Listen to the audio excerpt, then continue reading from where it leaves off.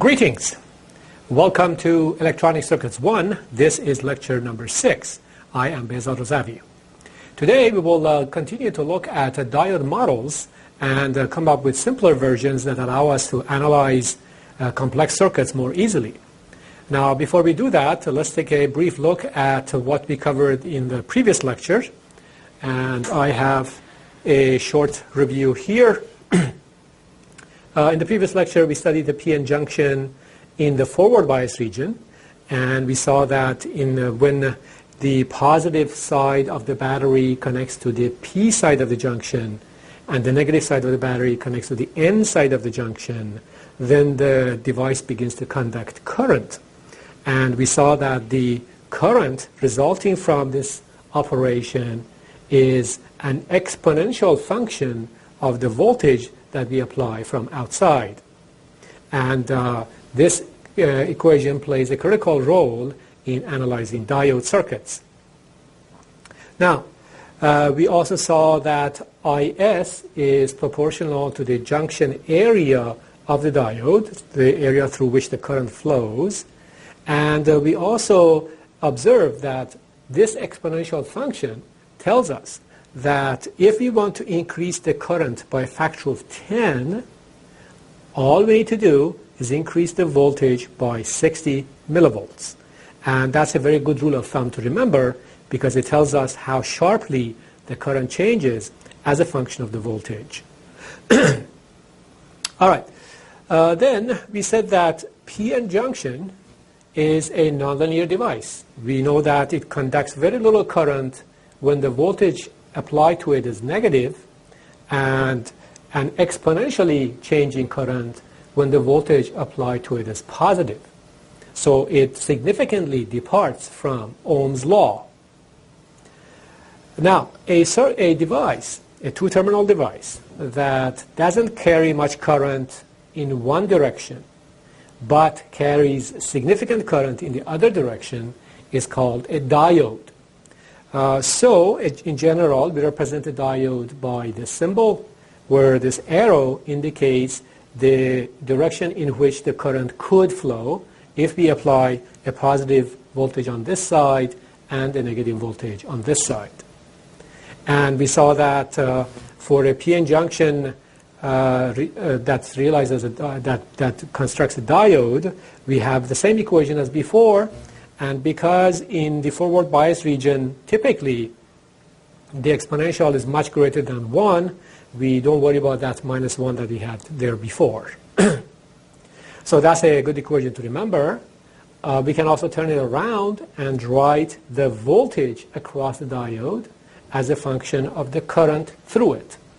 These are identical we can apply a forward bias voltage to the diode and see how much current we get. Or we can apply a current source in the forward bias direction and see how much voltage we get. These are both related by these equations. Now, one thing we noticed last time in a simple example was that this exponential function very quickly makes calculations difficult, especially if you want to do them by hand. So we are thinking that perhaps we can find another model that is simpler to use so that we don't have to deal with such nonlinearities everywhere in our calculations. Now, one thing we might expect is that because we are simplifying the model, we will lose some accuracy. And that is generally true anytime we make an effort to simplify the model. So we have to see, as engineers, as circuit designers, when we can use a simplified model and when we cannot. So throughout this course, you will have some understanding of how this process works. But of course, most of it comes with a lot of practice, a lot of exercise, a lot of simulations, and so forth, so that we know when to make which type of approximation. So today, we will continue to build some new models for the diode that are simpler to use. And then we will talk about reverse breakdown, which is another effect in a PN junction, just briefly so that we know what it is and we have to watch out for it. And then we move on to interesting examples of circuits that use diodes in them. And from those examples, we become comfortable in analyzing a circuit that consists of familiar elements such as resistors and voltage sources and etc., and this new creature that we have seen, namely the diode. All right, so let's start with diode models. And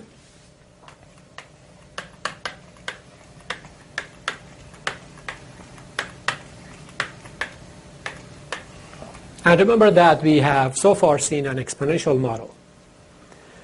Well, an exponential model is nice, it's accurate, but of course it poses lots of computational difficulties, especially for hand analysis. So what we are thinking is if there's any way to approximate this exponential characteristic by something else. Now, what can I approximate it by? Can I approximate the exponential characteristic by a straight line? In other words, instead of an exponential behavior, just have a straight line. Yes, we could do that. But we are actually looking for even simpler than that. So what we are thinking is this. We said that the diode is off in reverse bias and on in forward bias. Off means it carries no current. On, it means it carries a current. So maybe what we can do is approximate it by something like this, where we have no current up to some voltage, and then suddenly we have a lot of current at that voltage. So I will try to develop this for you step by step and see what this means and how this would reflect itself in circuit analysis. So the next model that we will be looking at is called the constant voltage model. All right, so that's the model whose characteristic looks like this, and we will have to see what it means and what this is all about, etc. Now, in order to understand the constant voltage model, we have to go back a year or so in our curriculum and remember some basic circuit theory principles. Without them, it would be difficult to understand this behavior. So let me change the color of my pen here, and we will do a quick review of a few interesting concepts. So here are some observations that I would like to make before I introduce the model for the diode. All right. Let's start with a resistor, a simple linear resistor that follows Ohm's law. So here's a resistor, and I apply a voltage to it.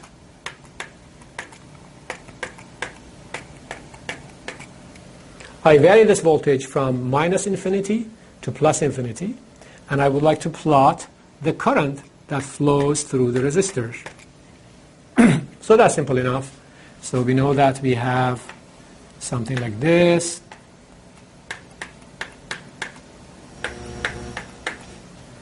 We know that Ix is equal to Vx over R1.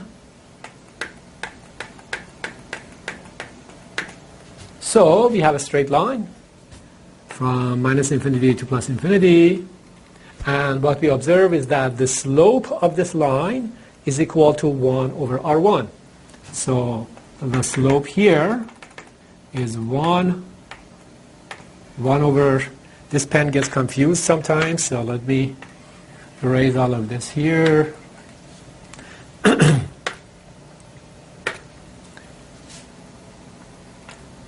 So this slope is 1 over R1. Okay, so far so good. Now, what happens to this line as I pick this resistor value to be smaller and smaller? Well, for a given voltage, I get a larger and larger amount of current. So if I'm sitting at a certain voltage, I get a larger and larger amount of current. In other words, because the slope is 1 over R1, as I pick smaller values for the resistor, the slope increases, and this variation becomes sharper. So I will change the color again to maybe this color, and I will draw another one here, and I say smaller R1.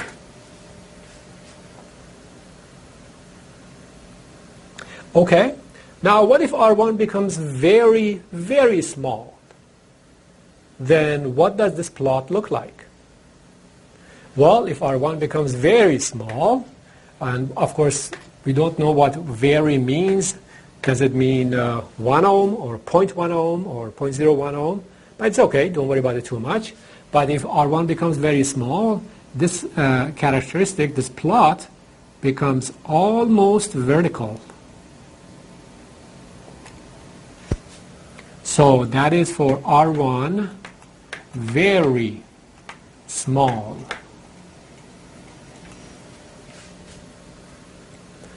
Okay, so far so good. Now let's make the problem more interesting. In the next step, I will do this. So, observation number 2. I will have the same circuit with a small change. So here's the resistor R1. Here's the variable voltage Vx. And in series with R1, I place a battery. So here's a battery.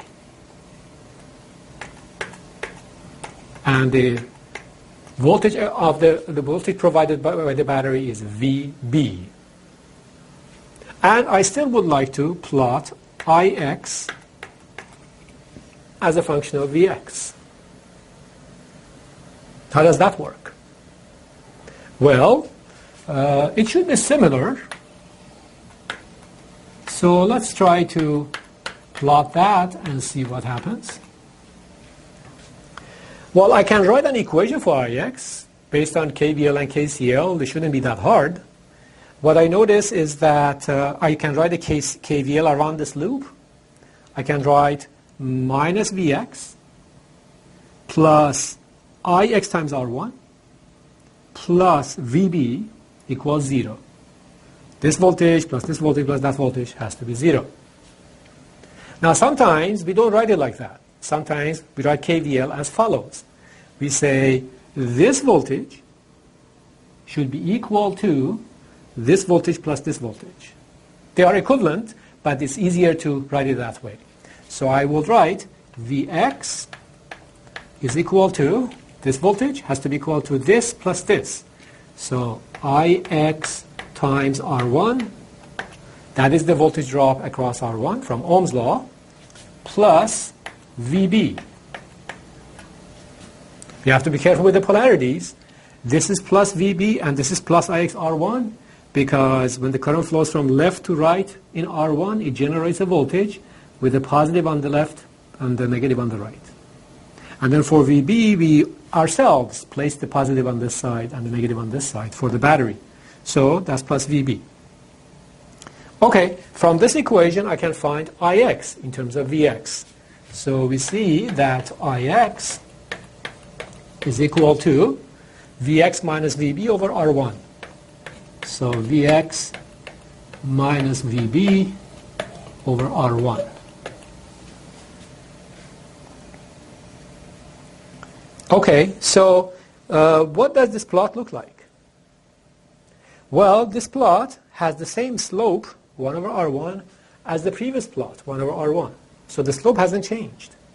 The only thing that has changed is the intercept.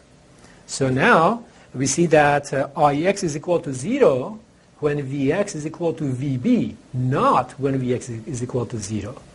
So when Vx is equal to Vb, somewhere around here, Ix is 0. So Ix has gone like this. Okay, so this is when we have a certain amount of resistance. Now, let's continue this exercise of decreasing the value of the resistor and see what happens. So, I will change the color of my pen. And this time, I'm assuming that the resistor will be smaller. Whatever we had in this experiment, now it will be smaller. So what happens? Okay, so the slope has to change. This slope is still 1 over R1. So let me write that 1 over R1. Now when the resistor becomes smaller, this has to become sharper. Now the question is, if R1 is picked to be a new value, a smaller value, does this point move around or does it still sit here? Well, we know that regardless of R1, Ix goes to 0 when Vx is equal to Vb. So this line is pinned at this point. This point cannot move as R1 changes. So the only thing that happens is that this line has to rotate around this point. So if R1 is picked to be a smaller value, then this guy goes through that point again, but it has a higher slope. So now what happens if R1 is very, very small? Well, this line becomes almost vertical, but is still pinned at this point. So I change the color to green, and I assume that R1 is very small, and then I get an almost vertical line through this point. So this is R1, very small. So the difference between no battery and having a battery is only a shift in the characteristic in this Ix versus Vx plot to the left or to the right. Just that, depending on whether this is positive or negative. So if I have a resistor in series with a battery, the characteristic Ix versus Vx plot is the same as that of the resistor, except that it's shifted. You can see that this is just a shifted version of this horizontally, in this direction or in that direction. So that's a very important point to remember when we go to analyze diode circuits and so on. Okay, the third observation that I would like to make, let me go back to red, is the following. I would like to repeat number 1. So here is R1, here is a variable voltage Vx, and here's the current that flows. And remember that this is what we had.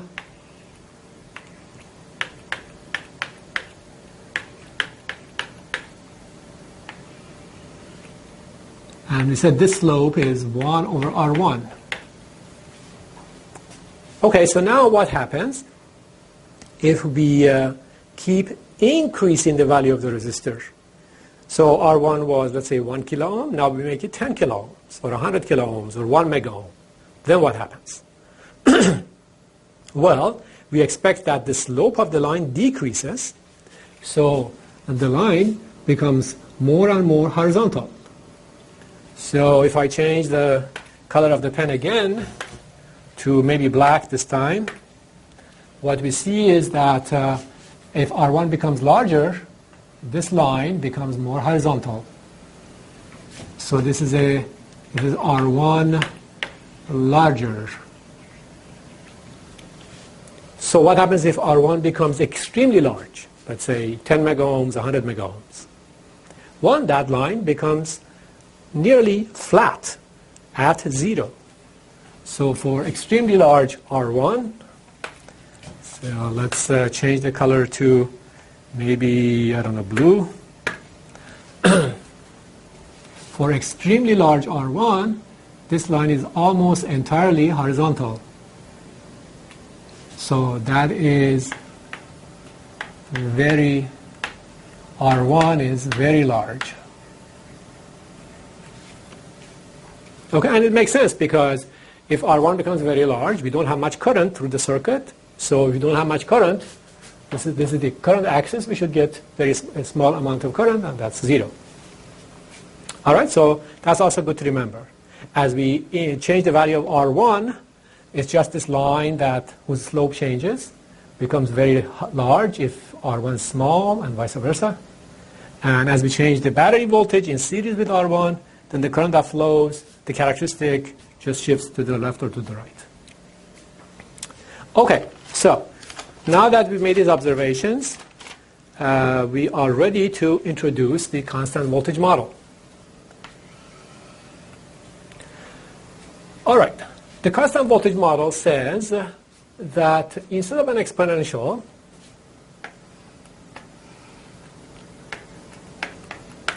so here's the original accurate behavior of the diode, like so.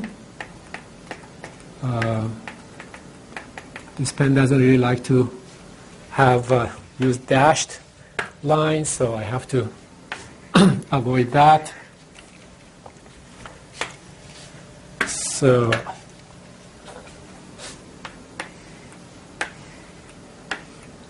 okay, so instead of an exponential model that goes like this, we will just pick a flat line, a horizontal line, up to a certain point, and then a vertical line past that point. So what we are thinking is we can approximate the behavior of the diode by something like this. We have 0 current, and then suddenly we have a huge amount of current. And this voltage, the voltage at which this happens, should have some sort of name. We'll just call it VD on, meaning that the diode is turning on. And again, remember, when it turns on, it has current. When it turns off, it has no current. Okay, now if you look at this, you say, wow, this is a really bad approximation, right? Because it seems that we had this exponential behavior and we squeezed all of this into a straight line. Well, no, actually, it's not that bad. In practice, we will see that in 80% of cases, 70% of cases, this approximation is pretty good and it significantly improves, simplifies our calculations. All right, so, okay, let's say we approximate it like this.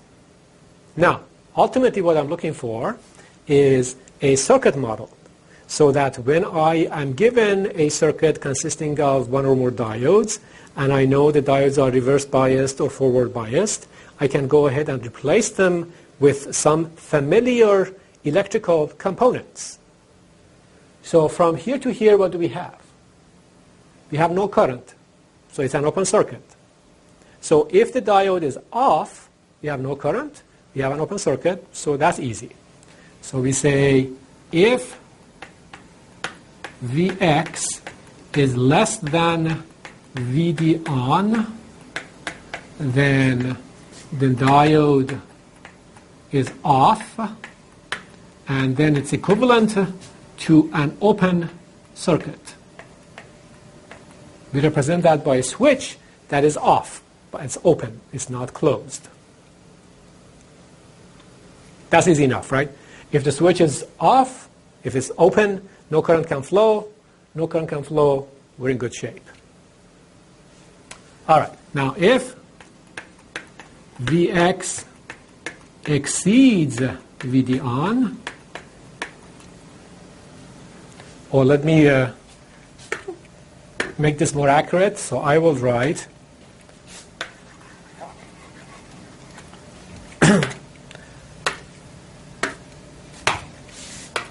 if Vx wants to exceed Vd on, then the diode turns on and it becomes equivalent to what? Well, okay, we can say that switch has turned on, so no problem. So the switch has turned on, it's a short circuit. But is that good enough? Is a simple short circuit, a piece of wire, a good representation of this behavior? No. If you had only one piece of wire and you wanted to plot Ix versus Vx for that piece of wire, which has a very, very small resistance, what would you get? You would get this. Remember, this was for a very small resistance. But we don't have that. We have something that is shifted over here. So it cannot be just a piece of wire or a switch that is turned on. We need something else to represent the fact that this is shifted over here and not here. So we go back to this representation. And remember that we said if we have a very small resistance, like a piece of wire, in series with a battery, then the overall characteristic is shifted. And that's what we are looking for. So this is not just that, it also has a battery in series with it. And the voltage of this battery is this voltage, this turn-on voltage that we needed, so Vd on.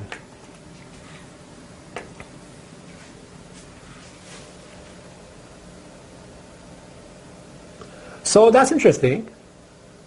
It says, it's very simple, it says if the diode is on, replace it by these familiar devices. If the device is off, we replace it by an open circuit, and we can analyze. How do we know when the device is on, when the device is off? Well, that takes a bit of inspection, as we will see in examples in the future. But once we know whether it's on or off, we can select this or this, and then we can proceed the analysis. With the analysis, once we reduce it to something like this, it's similar to basic circuits that you have seen in previous courses in basic circuit theory, so the analysis would be relatively straightforward. All right, so this is called the constant voltage diode model. We call it constant voltage because we say even though in reality the diode would have different voltages for different currents, here we're assuming that it has the same voltage for different currents. You could have 1 milliamp, 10 milliamps, 100 milliamps, and the voltage is always this amount. Looks like a pretty poor approximation, but in reality it's actually not that bad. All right, this is called a constant voltage diode model. So sometimes we use the exponential model, sometimes we use the constant voltage model. How much do we choose for Vd on? Well, Vd on is, remember the typical voltages that we have for a diode in real life, right? It was about 700 to 800 millivolts. So Vd on is in that range, 700 to 800 millivolts. Now you may say, well, in my exam, in my homework, Do I use this, or do I use this, or do I use something in the middle? Well, usually you are told which one to use, but in reality, if you're an engineer out there and you're analyzing a circuit or designing a circuit, you can't go to your boss and say, should I use 700 millivolts or 800 millivolts, right? Your boss doesn't know. So you should decide on that value yourself. And the way you would is you start with 700 millivolts. You proceed, analyze, look at the results, look at the unknowns that you were seeking. Then you can try 800 millivolts and look at the unknowns. Now, if the unknowns, what the values that we're looking for, change dramatically from this choice to this choice, then it means that this approximation is not a good approximation. You have to go back to the exponential function, right? So the idea here is that in the circuits that we're analyzing, and that's true most of the time, whether we choose 700 or 750 or 800 millivolts, the final results will not change much. And that's why we're comfortable with such a wide range for VD on. Okay, so we have an exponential model and a constant voltage model. Well, we will introduce one more model here, which has less frequent application, but still is good to remember. And that's what we call an ideal diode model. So, ideal diode model. Okay, so what is an ideal diode model? Well, this is even simpler than the constant voltage model. An ideal diode is one that passes positive voltages and blocks negative voltages, so to speak. So we're speaking very loosely, just intuitively. So if you have positive voltage, the diode wants to let it go through. If you have a negative voltage, the diode wants to stop it. So that's called an ideal diode. So an ideal diode passes, so I will put this in quotations because it's not a very accurate language, passes positive voltages and blocks or stops negative voltages.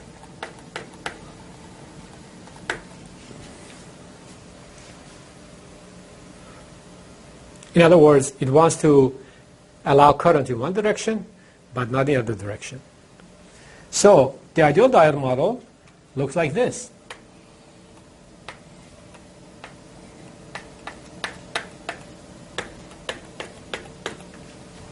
We say if the voltage is negative, it wants to block it, so no current flows.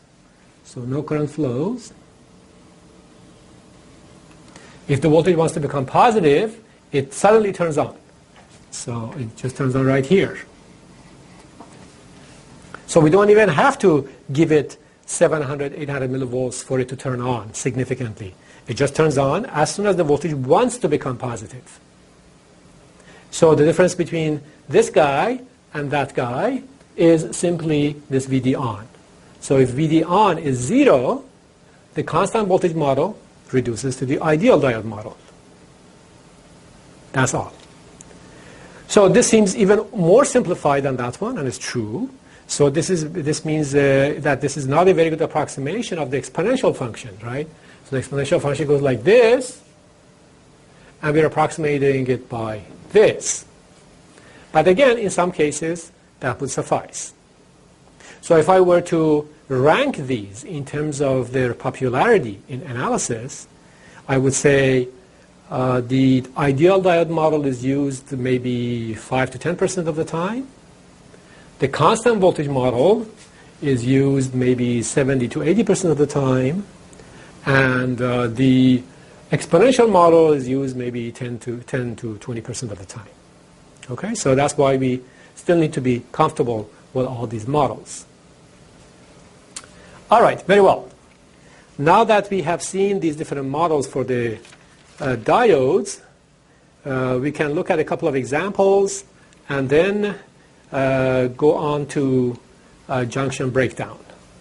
Now, before we go to examples, I thought we would look at an application in electronics today, because that will be a good background for what diodes do in circuits, and we will talk about that later.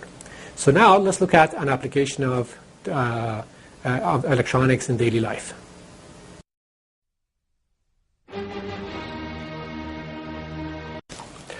In our Frontiers in Electronics series today, we will look at Bluetooth receivers. If you recall, we had the Bluetooth transmitter design a few lectures ago, and we saw what type of functionalities we needed to be able to impress our data, ones and zeros, upon a carrier, a sinusoid, and then send it out through the antenna. Today, we want to see what happens on the receive side when the signal is received, let's say, by a printer. So, just to refresh your memory, this is what we were trying to do. We had a laptop computer here with an antenna that was transmitting the electromagnetic signal containing the information, the ones and zeros from the printer, from the laptop. And then we had a printer here. So here's some sort of printer with a tray, and there's an antenna here. And these signals are getting here, and we want to now process them and figure out what data we sent out. On the transmitter, we decided to take the ones and zeros, like so, and give them to an oscillator so that the frequency of oscillation goes up and down according to these ones and zeros. So this is what we called an oscillator, or more precisely a voltage-controlled oscillator. So this is what we call V control. And then we gave it to a power amplifier to produce enough power, and then gave it to the antenna. So this wave is coming out of the transmitter. Okay, so now let's see what we need to do on the receive side. Well, we have, of course, an antenna on the receive side. So here's our antenna. And the signals that are getting here are pretty small. If you have, let's say, 20 meters between the laptop and the printer, by the time the signal gets to us, it's very small. So the first thing we need to do is amplify it.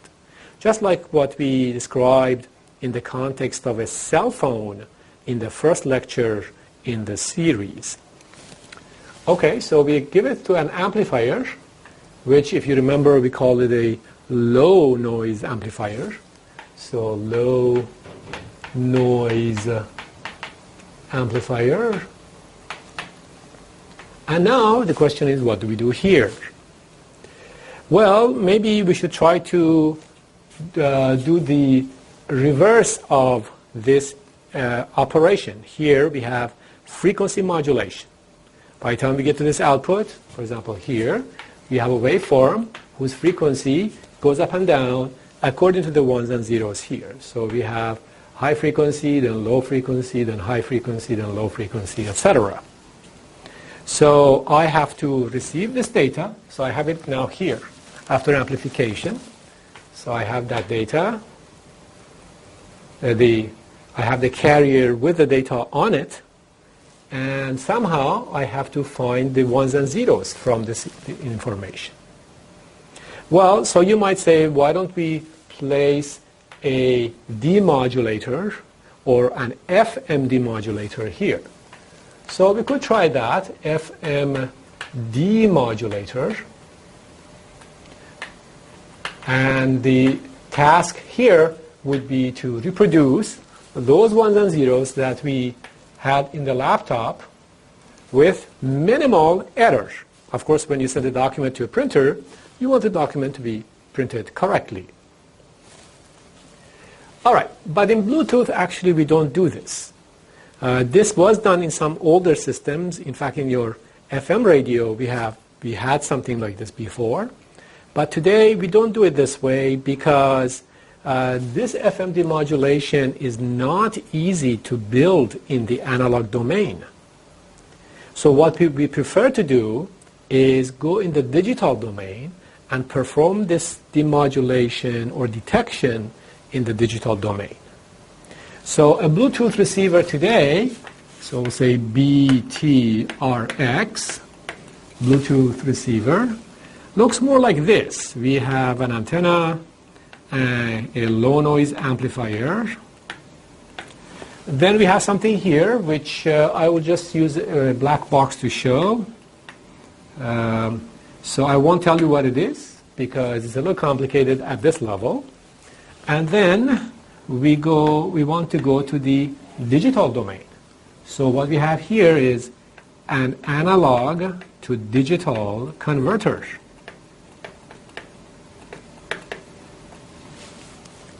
And then there will be some processing of this data that the A to D is producing, and the result, hopefully, will be the ones and zeros that we are looking for. So here now we have various ones and zeros that correspond to what the laptop was transmitting. All right, so what we see is some additional circuitry, some additional processing that is necessary. This analog to digital converter is also an interesting and challenging analog circuit to design. It has many interesting functions in there, and these are things that you will learn in advanced courses. But this is a more typical example of what a receiver, for example for Bluetooth, would look like. I should mention that this black box would also need to be driven by an oscillator.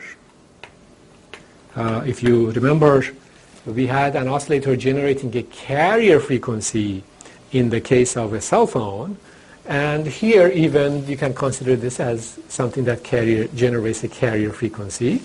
So that another oscillator is necessary on the receive side as well. So now you begin to see all these interesting functions that we need to build these systems, these little devices. We have amplification, analog to digital conversion, oscillation, and various other types of functions. So that also shows how Bluetooth proves useful in our daily lives.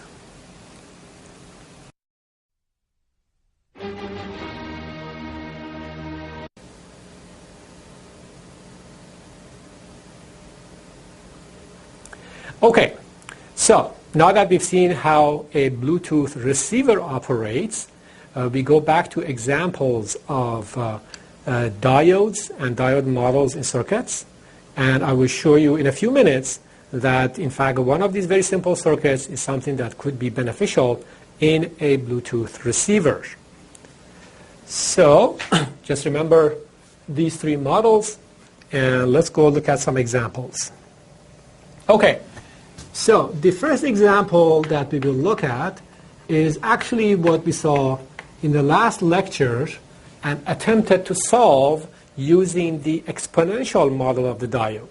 This time we can use just the constant voltage model and see how much simpler the solution has become. So here's what we had, if you remember. We had one resistor, one diode, and one battery. So we call this R1, the voltage VB, diode D1, and we are interested in this current IX. So we said, okay, the diode is likely forward biased, which means it carries a current, and the voltage across the diode and the current through the diode, meaning this current, are related by the exponential function. So we wrote the equations for it, and we ended up with an equation that did not have a closed form solution. So we would have to solve it by iteration, which is not a big deal for what we saw last time, but once we have more diodes and more other components, it could become a serious problem. All right, so today we will address the same problem, but this time assuming a constant voltage model for the diode. All right, so if the diode is forward biased, I can replace it by its electrical equivalent.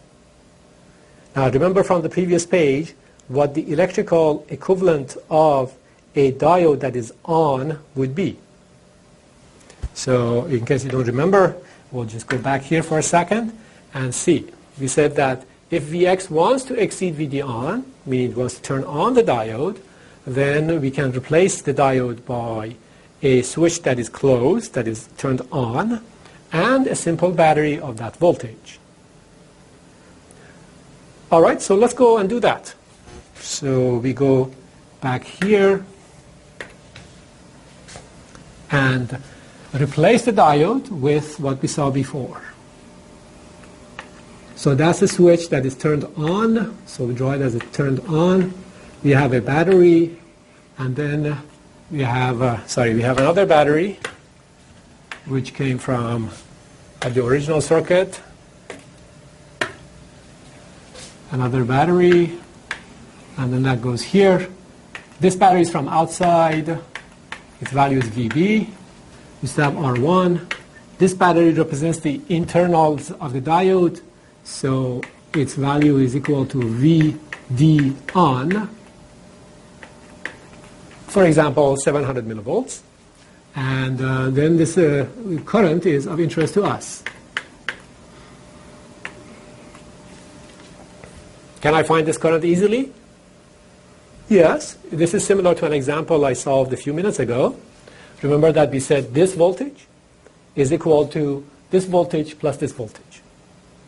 So we say VB is equal to IX times R1 plus VD on.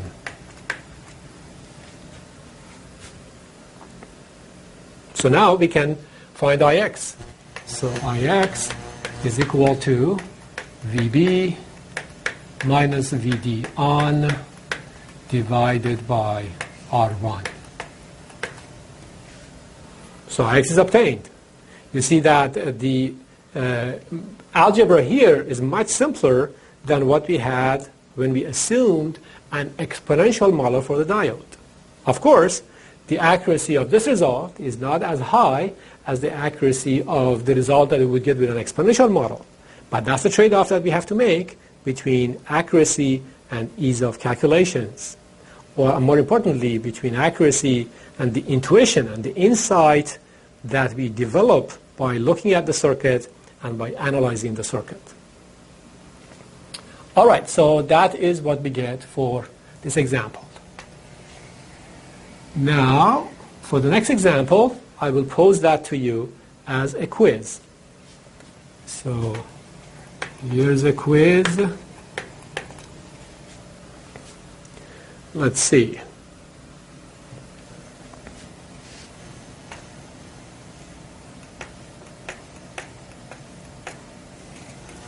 R1, D1,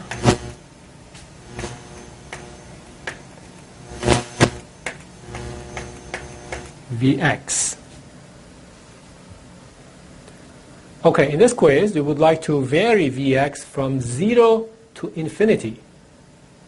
And we would like to plot Ix, the current that flows through all of these devices, as a function of Vx. So we would like to plot Ix as a function of Vx when Vx goes from 0 to infinity, assuming that D1 is represented by the constant voltage model. When it's on, it has a voltage of Vd on across it. When it's off, it's an open circuit. It doesn't do anything. So I will give you 90 seconds to plot Ix as a function of Vx.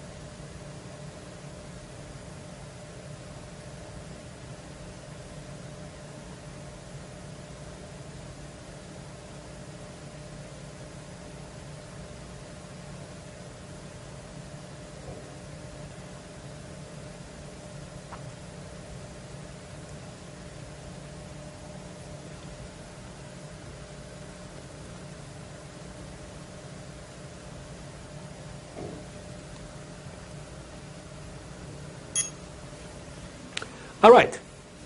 So what does Ix as a function of Vx look like in this type of circuit?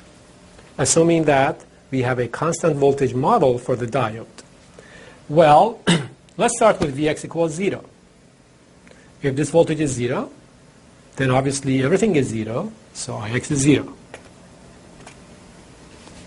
Now we begin to increase Vx.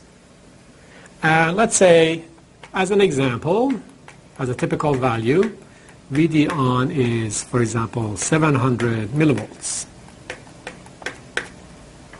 So we know that so long as this voltage is less than 700 millivolts, this diode does not want to turn on. Remember that the plot, the characteristic that we have for the constant voltage model looks like this. ID versus Vd. So long as the voltage applied to the diode is less than, for example, 700 millivolts, there's no current. So as we increase Vx, so let's say from 0 to 100 millivolts, 200 millivolts, 300 millivolts, etc., the diode is still off because it needs at least 700 millivolts to turn on. So the diode is off and Ix is 0. So in this regime here, the circuit reduces to this. We have our input voltage source, Vx. We have a resistor, R1. And the diode is off. If the diode is off, we just forget about it. It's nothing here. We said that when the diode is off, if it's a PN junction, it has a capacitance associated with it. But you don't worry about the capacitance in these analyses. So it's just an open circuit. Nothing is there. You can draw a switch if you want, like this, which is open, which is off, to emphasize that there is something there, but it doesn't have current. But it's entirely up to you. So we see that as long as the voltage that we applied here is less than 700 millivolts, the diode has to be off. There's no current flow because it's an open circuit. Ix is 0. Okay? Then what happens? Well, at some point, Vx reaches Vd on. So somewhere around here, we reach Vd on, for example, 700 millivolts. And even though we have a resistor between these two, we would like to turn on the diode. So the diode turns on. So in this regime, the diode turns on. So we will draw this circuit in this regime, replacing the diode with its equivalent circuit, the electrical components that represent the diode when it is on. And if you remember, that's how it goes. We have R1, then we have a switch that is turned on, so it's a short circuit, and the battery, whose value is Vd on. That is the model of the diode when the diode has turned on. And our input voltage source, Vx. So we are interested in this current, Ix, right? So past Vd on, we have reduced the circuit to this model. And now we can find the value of Ix. How much is Ix? Well, I can say that this voltage is equal to this voltage plus this voltage. The switch has 0 resistance, an ideal switch, so it doesn't play any role in the KVL. So I can say Vx is equal to Ix times R1 plus Vd on. So we say Vx is equal to Ix R1 plus Vd on. That means that Ix is equal to Vx minus Vd on divided by R1. So it's a current that varies linearly with the voltage that we have applied. The slope is 1 over R1, but it is also shifted. So it looks like this. It's shifted, meaning that it doesn't go through the origin. It starts from here. So that's 1 over R1. This is the plot of Ix as a function of Vx. If Vx goes from 0 to infinity. All right, so that's a nice little exercise that we did to get comfortable with analyzing circuits of this nature. And again, you can see that if this were an exponential device, these equations would be more complicated. All right, so let's now look and see. Look at the circuit again, but this time we will try to plot something else as a function of Vx. So let's change the color of our pen to blue, and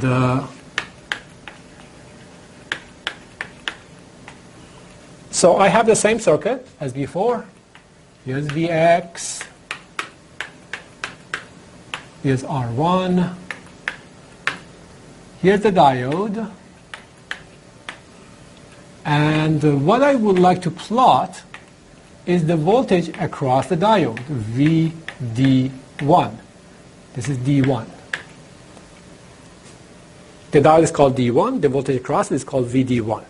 So the voltage that we measure here at all times, as Vx goes from 0 to infinity. So here's Vx going from 0 to infinity. Here's Ix, here's VD1, and we would like to plot VD1. Now, because we analyzed the circuit before, the new example should be easy.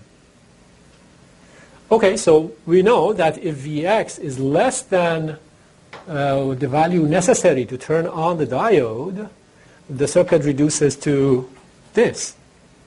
So let's identify that point here, VD on, the voltage necessary to turn on the diode in the constant voltage model.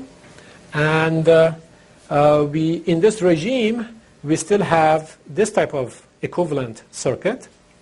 So in this regime, we don't know. So in this regime, what we know is that the circuit looks like this.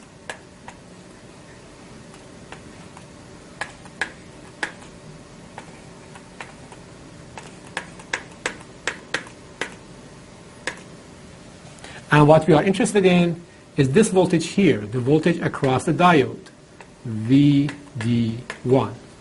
And the diode is an open circuit. All right, so how much is VD1 in this regime? Okay, well, how much is the current through R1? The current through R1 is 0. Remember from previous time, because we have an open circuit. If the current through R1 is 0, how much is the voltage across R1? It's 0. So there's no voltage drop from here to here. So if we write a KVL, we say this voltage is equal to this voltage plus this voltage. Now the voltage across R1 is 0, therefore this voltage must be equal to this voltage. So we say Vx is equal to Ix times R1 plus VD1. And because Ix is 0 in this regime, we have Vx equals to VD1. I see a great deal of confusion in students when they see a situation like this, where you have a voltage source, a resistor, and nothing, an open circuit. So they are often confused as to why this voltage is equal to this voltage. And it's simply because the current flowing through this resistor has to be 0. This is an open circuit. It draws no current through R1. If there's no current through R1, the voltage across R1 has to be 0. If the voltage across R1 has to be 0, then this voltage must be equal to this voltage. That is the reason for it. Okay, so we decided that in this regime, from here to here, Vx and VD1 are equal. So VD1 is just a straight line going up at the slope of 45 degrees to VD1, VD on. That's it. So this has a slope of 1. Okay, that was nice. Now what happens afterwards? Well, once the voltage that we are applying here exceeds the turn-on voltage of the diode is on, it reduces to this structure. So the circuit reduces to this topology, and now we can find out how much voltage we have here. How much voltage do we have here? Okay, well, the voltage between these 2 points is equal to this voltage plus this voltage. The voltage across a short circuit is 0. That is the definition of a short circuit. And this voltage is a battery, VD on. So the total voltage that we measure from here to here is equal to VD on under all conditions, so long as we are in this regime, so long as Vx is greater than VD on. So if Vx is greater than VD on, so maybe I should write here Vx is less than VD on. If Vx is greater than VD on, then we see that VD1, the voltage across the diode, is equal to VD on, because the diode is replaced by a battery. So in this regime here, we have something like this.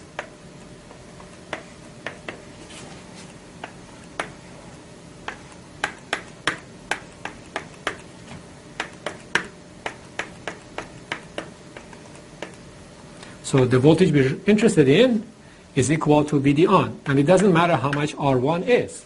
It's an ideal voltage source that dictates the voltage here.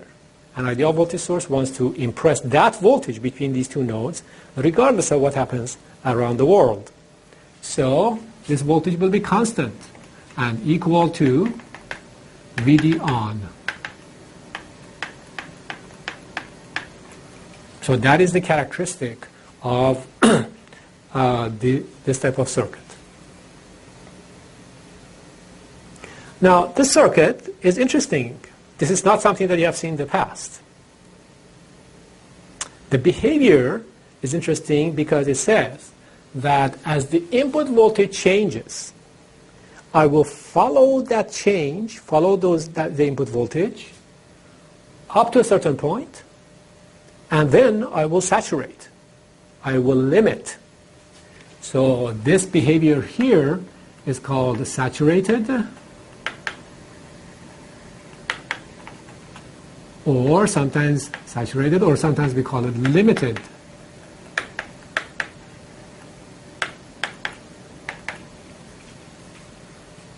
So it says, if the voltage that we apply at the input is small enough, around here, we just follow it at the output. We don't do anything to it. But if the voltage becomes large, we will limit it. We don't want it to become very large. So what is an application of such a circuit? Well, let's go back to our Bluetooth receiver and see what happens. So here's the Bluetooth receiver. I'm abbreviating everything. And we said that we have a signal that is coming from the laptop computer to the printer. So here's how oh boy, the pen went crazy again.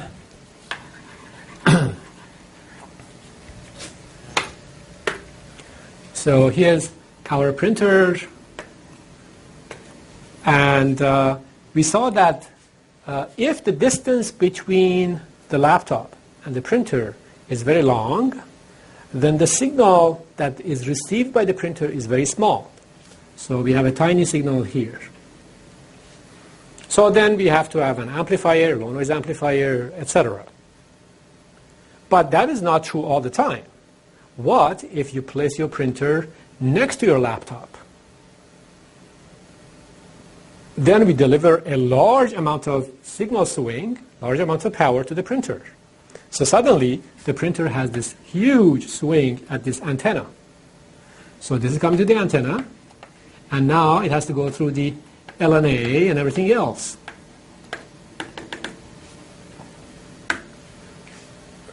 So would this cause a problem? It could cause a problem, because when we designed the LNA and the rest of this receiver, we had in mind this very tiny signal that was coming in. We wanted to amplify it and then process it. But did we think that maybe the user will just place the printer next to the laptop and blast the antenna with a very large amount of power, then what happens? Well, if that's the case, maybe we don't want this large swing to go through this chain of blocks in the receiver, because it may simply, as it propagates through these blocks, it may affect their performance. If the swing is very, very large, it may create all sorts of saturation effects. So then what we are thinking is perhaps somewhere in this receiver chain, we will use a circuit to make sure that this swing doesn't become too large as it is processed by this receiver. So somewhere in this receiver, we might try to use what we call a limiter. And the job of the limiter is the following. If the signal coming to the receiver is small, don't do anything to it. If the signal coming to the receiver is large, try to clip it. Try to make sure it doesn't become too large. And that's exactly this type of behavior. If the signal is small, don't do anything to it. Let it pass through. If the signal becomes large, don't let it become large. Just limit its value to a certain amount. So that limiter that we might use here would be realized as a circuit like this or something similar to that. Not exactly like this, but something similar. And that's an example of how a limiting circuit could ensure that the voltage swings that are processed inside the receiver do not blow up and do not create difficulty in the receive chain. All right, we are close to finishing our time for this lecture, but I have one more topic to discuss, and that is the reverse breakdown. So let's talk about that, and we wrap up. All right. Okay. So we're going to talk about the reverse breakdown.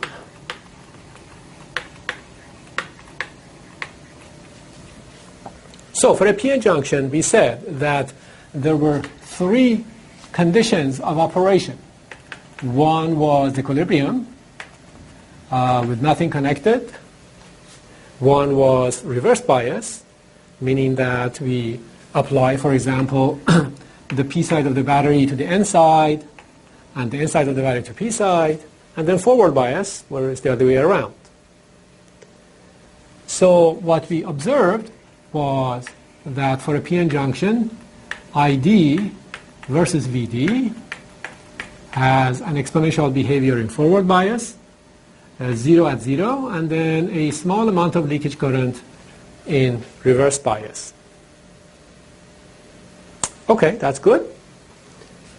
But if we apply a voltage here, and so I will pick VD like this. If we make VD more and more negative, meaning we go farther and farther in reverse bias, something interesting happens.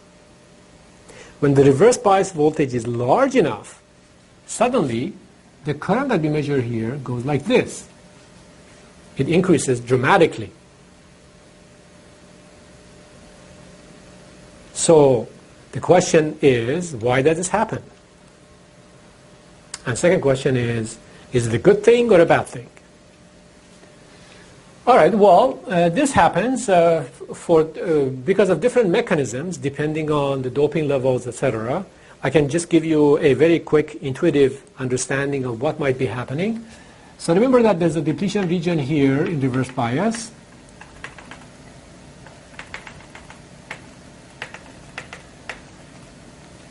And remember that at any finite temperature, we have some free electrons and holes that can move around from here to here.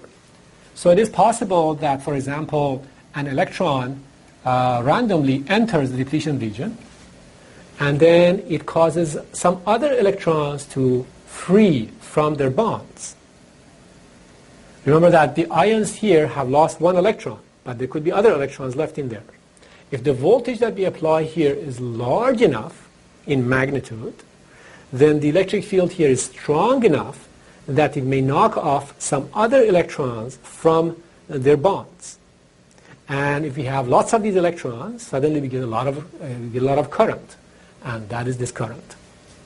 And that's what we call junction breakdown.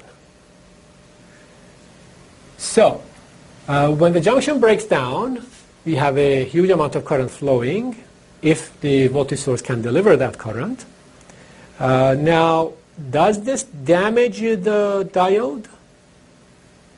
Well, as long as the temperature of the diode does not increase considerably, no, it does not damage it. It is a reversible effect, meaning that we increase the voltage more and more negative, and then we get a lot of current. We make sure that the diode doesn't burn up, meaning its temperature doesn't go up too much. Now, if we reduce the voltage, we go back where we were. So it's not damaged. There are some applications where we actually use this effect, for example, in Zener diodes, etc. But we don't have time to go through those. You just have to remember that if you are in reverse bias, we have three effects. Number one, there's a capacitance associated with the junction. Number two, there's a small leakage current. And number three, if the reverse is large enough, there will be a huge reverse current. Breakdown occurs and we get a lot of current. Those are the only things that we need to remember. In this course, we do not really use the PN junction in reverse breakdown, but in some other applications you might see it. All right, I will see you next time.